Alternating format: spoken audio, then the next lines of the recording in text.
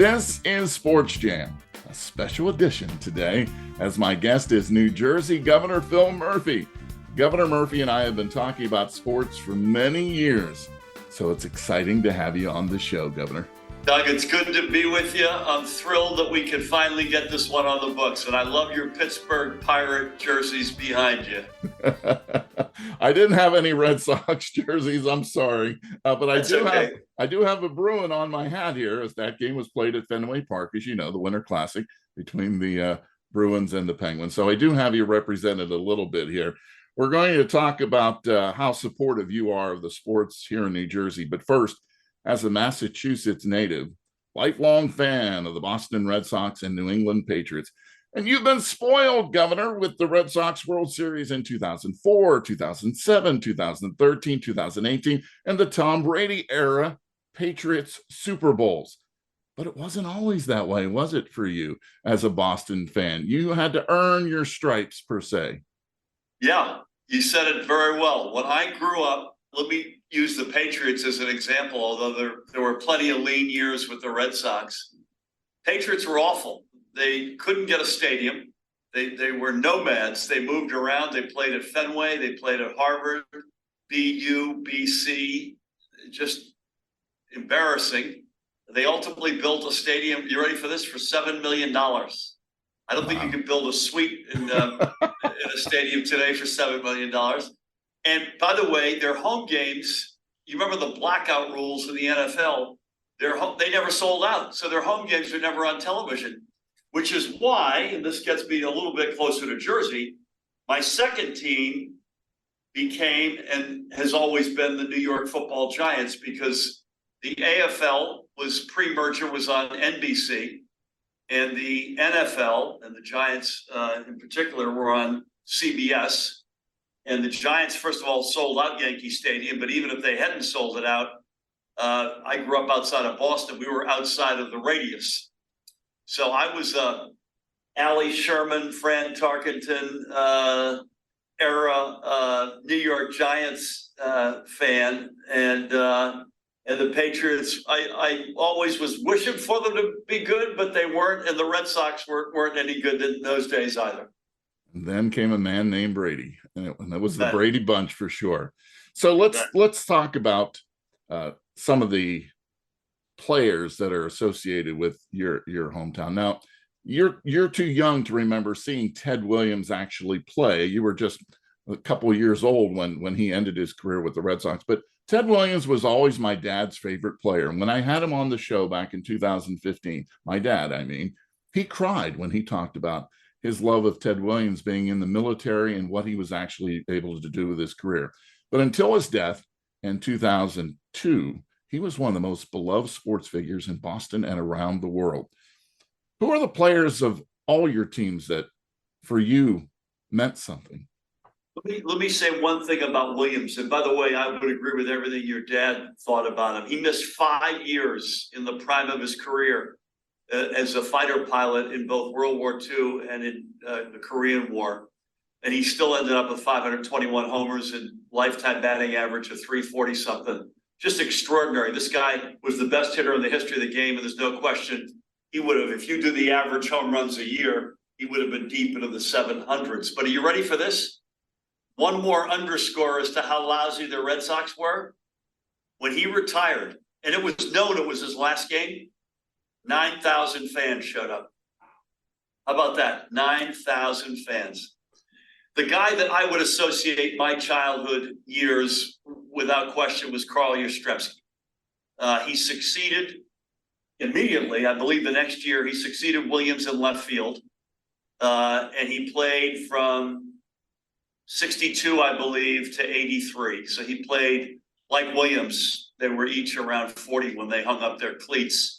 And he was the guy. Carl Yastrzemski, Carl Yastrzemski, Carl Yastrzemski, the man they call Yas. We love him. Carl Yastrzemski, Carl Yastrzemski, Carl Yastrzemski. What power he has. Our Boston team is always on the beam, cause we got Yaz. We Fenway fans, we stomp and clap our hands, and Yaz is Jazz. rival pitchers on the mound all shake. They dread each windup that they have to take. When number 8 is standing at the plate, and then he swings. Whoa, there it goes again. Wow, there it goes again. Wow, there it goes again. He single-handedly carried the 1967 Impossible Dream team. He was still a big contributor in 1975. And I went to his last game in Yankee Stadium, and the Yankees fans gave him a standing ovation, which was, by the way, I went to Jeter's last game ever. It happened to be in Fenway, and the Fenway crowd sent Jeter off like he was a Red Sox. It was such a love fest. But Yastrzemski's my guy. Obviously, since then, Ortiz and Manny and Pedro and all these guys in the current era or the more recent era. But Yaz was my guy. It's sweeter though, right? Because as a Steeler fan, the Steelers were losers until the 70s. So I understand what it is and the Penguins, they didn't win anything when I was growing up. So it is sweeter though when those Super Bowls and those World Series come around, right? No question about it. The Celtics, on the other hand, and I continue to be a big Celtics fan, they had the opposite experience. In the 60s, they couldn't lose. They won the title, I think, every year except for 66, which is extraordinary. And then then they won some in the 70s. Then they won some with Bird in the 80s. And then it was till 2008, and that's still the last title they've won. So there's that hungry feeling has finally started to creep into Celtics fans, like it was for decades for Patriots and Red Sox fans.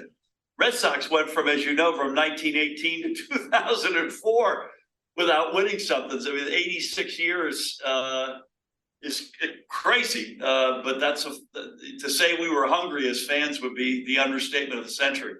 Everybody knows how great Larry Bird was, but my favorite player on that team was always Robert Parrish, the Chief, because he was so impressive and so I wouldn't want to go up against him because he had that scowl on his face, right? He always looked mean. What are your thoughts about the Bird-led Celtics? Oh, they had arguably the best front court in the history of the game with Parrish, McHale, and Bird, who's a top 10 all-time player. And then underrated guys, the most important of which I think was Dennis Johnson, who ran the show. But they were an incredible group. 3 world titles. Celebration has begun in Boston. The Boston Celtics are the NBA World Champions. In a grueling 7-game series with the Los Angeles Lakers. The Celtics, with the best record in the league, beat the team with the second best record in the league. The final score, Boston 111 and Los Angeles 102. 2 things. I'm going to speak out of both sides of my mouth, which, as you know, after all these years of knowing me, I do very well. They should have, I think, won more titles than 3. The Lakers and Magic and Kareem were the reason why they didn't win more, and then the Pistons at the end. And secondly, and this is a brutally hard statement to make, they held on to those guys too long. They could have made some moves in the late 80s that would have fed much more quickly the next generation. And I think the management got sentimental and held on to everybody. Bird, you could completely understand. Parrish ended up playing for teams beyond the Celtics for a few years. I don't recall that McHale ever did, but there was a moment in time, probably around 88 or 89, they should have broken the band up and they didn't. You see, the governor does know his sports. It's always been a love of sports for the Murphy family. Where did this all begin for you and your family? I'd say my dad. My dad, most important. Growing up, the memories of my dad or grandfather on my mother's side are overwhelmingly baseball. The Patriots were sort of Johnny-come-latelys. The AFL was a new league. Frankly, the fan base took the Celtics for granted.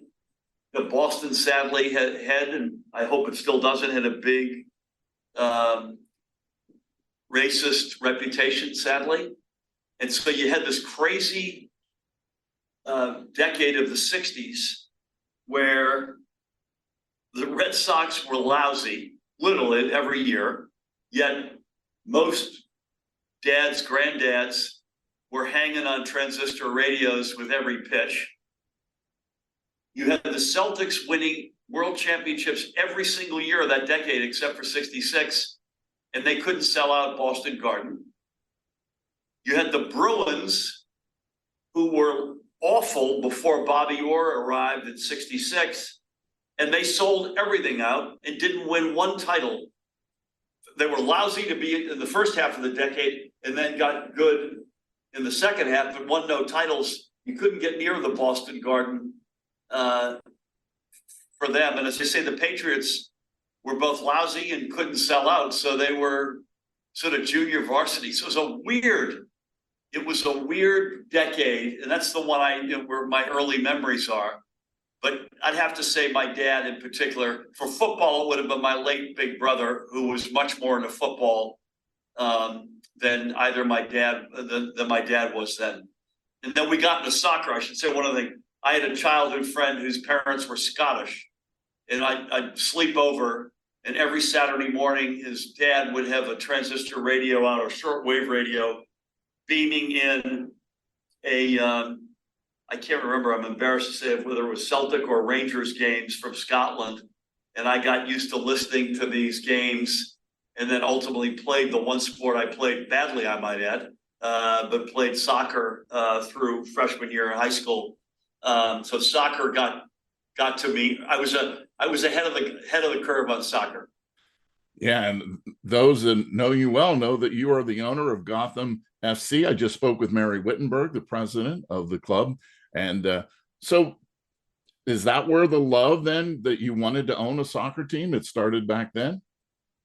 I'd say love of soccer started then. It accelerated when I was in the private sector and was sent to work and live in Germany. And this was in 1993, and the Germans were the defending men's, in this case, defending World Cup champs. And I got into it in a big way then. Then went to Asia, stayed with it, moved back to the States, and then ultimately became our ambassador in Germany. And at that point, married with 4 kids.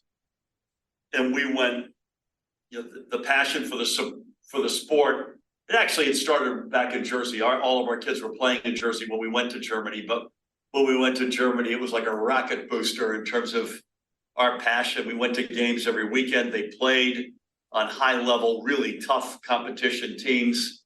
Obviously, they were young. They were 12, 10, 8, 6 when we went.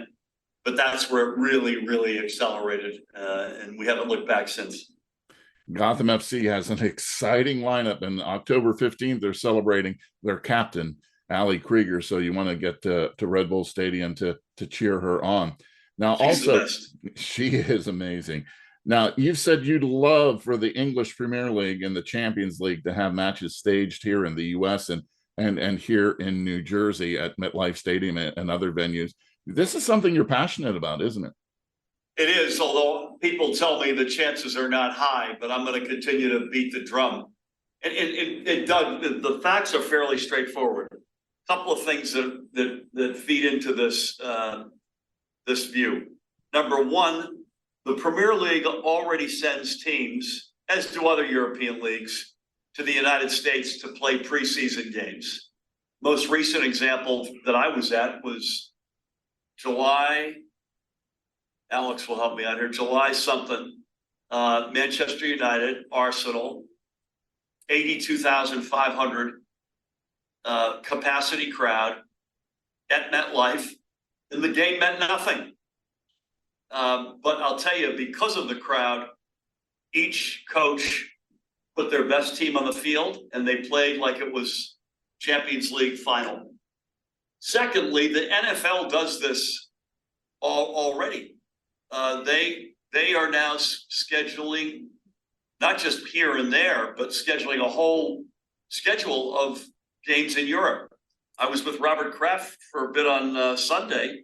They're excited. Germany's been designated as a market for the Patriots, Chiefs, and a couple of others. Patriots are playing the Colts in November.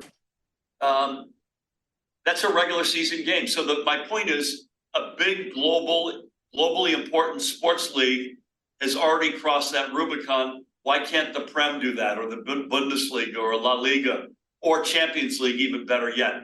I'm told across the Atlantic that none of these teams would dare give up their home field advantage. I suspect both revenue as well as, more importantly, probably fan base. But I'm going to die trying. I think it's one of these leagues. It's only a matter of time till you see a serious game that matters played in the United States. And if it is played here, it's going to be played in Jersey. I know my son-in-law Joe was at that game at MetLife Stadium. He's a big Arsenal fan, and he would love to see that come to fruition. I know for sure. You know, Doug, within a few days, Brighton played Newcastle United at Red Bull, and they had another huge. They could have sold multiples of that stadium from that game. Yeah, the interest is way up. You were at the Jets and Giants home openers, and you're a big supporter of college athletics here in the Garden State. And the state has had quite a run in college hoops, with Rutgers, Seton Hall, Princeton, and most recently FDU and St. Peter's. In 2023, it was FDU. In 2022, it was St. Peter's. And some people don't even know where these schools were located, these basketball fans all over the country. It really helped promote New Jersey, didn't it? Oh, no question. I comment on the Jets and Giants and then college. I was at both openers. I was at the Jets the other day against the Patriots. I continue to be a glass half full guy. The extent to which they're successful, the Devils are successful, that's good for them. It's good for Jersey. It puts a kick in people's steps. It's good for our economy. It's good for our attitude and reputation. So I'm hoping that each of those teams can, and I'm an optimist that they can turn things and get to a better spot. College hoops, you know, you could argue, like people talk about Kentucky and North Carolina and UCLA, and I get all that and great traditions. If you look sort of at a geography, not at a school, you've got some of the great hoops traditions in New Jersey. I'd argue that our traditions are as good as anybody's. You mentioned the schools. The lob, and that will do it. FDU believe it for just the second time ever. A 16 beats a 1. By the way, just before connecting with you today, I spoke to the new Fairleigh Dickinson president who's getting inaugurated today, so we'll give him a shout out. But St. Peter's, Seton Hall, and Rutgers. In 10 seconds on Rutgers, I'm going to go out on a limb and say the next 2 years are going to only be matched by the late Phil Sellers, who sadly we lost a couple of weeks ago, era Rutgers teams. That was a Final Four team led by Phil. I think you're going to see two of the best Rutgers teams ever in the next couple of years. I love what the coach is doing at Seton Hall, bringing in, you know, with this transfer window, the way it works these days, you don't have to sit any time out. The NIL thing plays heavily. I'm not sure I'm wild about that in terms of the way it's structured, but that maybe is for another conversation. But I'm excited about another great college hoops year in Jersey. So let's have a little fun as far as you have the family and you can go to a sports event that happened in the past. You can magically take your family to that game. Where would you go and why? Wow. One of the games in the Red Sox 2004 World Series, because they made history. I say one of the games, by the way, I'd be split between the World Series where they beat the Cardinals in 4, maybe more appropriately, the ALCS against the Yankees, where they came back from down 3-0. So that'd be, and that's purely because they made history. Probably with the Patriots, I would go back to the Super Bowl where they beat Atlanta, where they were down, what were they down, 32-8 or something like that? I said at halftime, I said, wouldn't it be amazing if they came back and won this game? And Crazy, right? Yeah. And all they needed was to give Brady one extra series, Yeah. is that they caused that fumble to give them an extra possession, and don't give Tom Brady a chance, right? Yeah, that was the lesson learned there. Toss to White. He's in. Patriots win the Super Bowl. Brady has his 5th. What a comeback. Celtics, it would be game 7 against the Lakers in May or June of '69 in LA, when the Celtics, against all odds, beat the Lakers. I'd probably go to that first Stanley Cup that Bobby Orr won with the famous leaping goal against the St. Louis Blues on Mother's Day in 1970. Those would be sort of Boston stuff. I would have loved to have been at the World Cup men's final in December, which was an overtime penalty shootout with Leo Messi winning his World Cup. That was one of the most incredible soccer games ever played. I'm sure there are others, but those would be on my list. You probably would be excited to know that Derek Sanderson was on SportsJam. He was the man who set up Bobby Orr for that game-winning goal that gave the Bruins their Stanley Cup title. Bobby Orr behind the net to Sanderson. Orr! Bobby Orr scores for the Boston Bruins. Have won the Stanley Cup. Orr flipping it into the closed door. It looks like off team by the Bruins. As Bobby Orr, their 22-year-old sensation, scores after 40 seconds of overtime. And the Bruins win the Stanley Cup. Here's a look at it again. It was centered, and Orr flipped it in behind Glenn Hall on Sanderson's pass.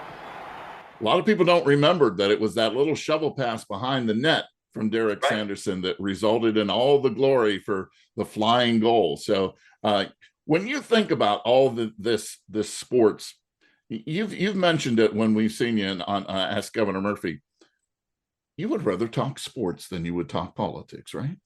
Alex Altman was with me. I said, Alex, can we do more of these? And I do call-ins. I said there are 2 types of shows I'd love to do: sports and rock and roll. So I'd love to DJ for an hour at some point with somebody. Yeah, but I love it. We love it as a family, and it's all of us. It's Tammy and me, and then our 3 boys and our daughter. A little bit more of a variation as to which sports are the fondest among all of us. Our daughter's training to run a marathon right now, so that's her focus. A lot of soccer, including for her. All of our kids played in high school soccer. One of them played in college. We play as a family. Some of them are now picking up golf. So it is. We love sports. We watch them on television all the time. We go to games. One of the privileges of being governor is I get to go to games at MetLife, and that's a pretty cool thrill. We're pitching. We're going to host games in the 2026 Men's World Cup. We're pitching for the final. I don't know if we're going to get it or not, but at a minimum, we're going to have a very good package of multiple games in the summer of 2026. In fact, today we are hosting FIFA and all of their folks, both host committee issues and stadium issues as we speak. They are in the Meadowlands with our teams. So yeah, I love it. It's not that I don't like Ask the Governor, because frankly, you've been with me every step of the way. In fact, no, not only not like it, I actually enjoy it enormously because it is the rawest, most immediate point of attack interactions that I have. I do see people on the street, in diners and stadiums a lot, and folks in Jersey aren't bashful to raise their questions or concerns, and I want them to do that. But Ask the Governor is structured to do just that. And your colleague Nancy Solomon is as good as it gets. So the whole construct is great. But man, I love sports and rock and roll. Let there be no doubt about it. So you mentioned rock and roll. obviously, we're a jazz and blues station here. Is there any artist in that category that you enjoy listening to? Well, I respect enormously great musicians like Coltrane and Miles Davis and others like that. I'm reading a pretty cool book, which I highly recommend. I have no financial stake in this book, so I can recommend it, called Brothers and Sisters, about the Allman Brothers. And it's focused in the period right after Dwayne was killed in the motorcycle accident and leading up to making and then touring the album Brothers and Sisters. At the same time, Greg was making his famous kind of acoustic album called Laid Back. And it goes through the backgrounds of each of the musicians, either in the band or that played on Laid Back. And a lot of them had a combo or separate jazz and blues influences.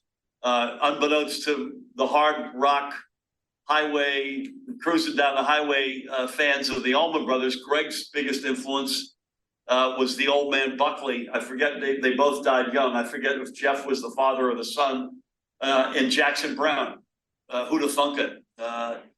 But yeah, I have enormous respect.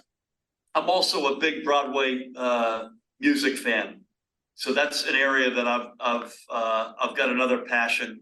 And so I don't know if I'm a general. I like opera. I'm not a deep opera student, but I like it and go to it and listen to it.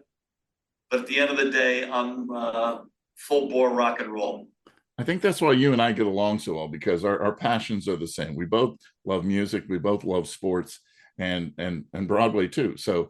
I might add that as bad a year as the Red Sox are having, the Pirates are at least 2 games ahead of them.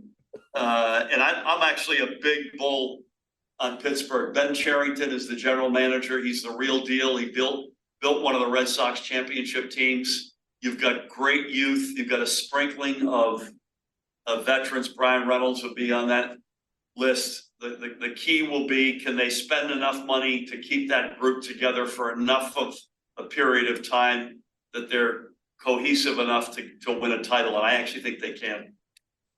I don't have to tell you, after watching SportsJam now, that Governor Phil Murphy knows his sports and loves sports, and we enjoy talking with him. And you are invited back to this show anytime you want. I would love that, Doug. And I'm going to see you. I don't know when to ask the governor next, but I'm going to see you soon, I would think, right? You will see me soon in October. And it's been an honor to have you on the show, Governor. And when people see you at the game, they should go up and talk sports with New Jersey Governor Phil Murphy. Thank you so much. Thanks, Doug. SportsJam is a WBGO Studios production. You can hear all the past shows by going to WBGO.org/SportsJam or WBGO.org/studios. You can also find SportsJam with Doug Doyle on the NPR list of podcasts or wherever you hear podcasts. Until our next SportsJam session, I'll see you at the game.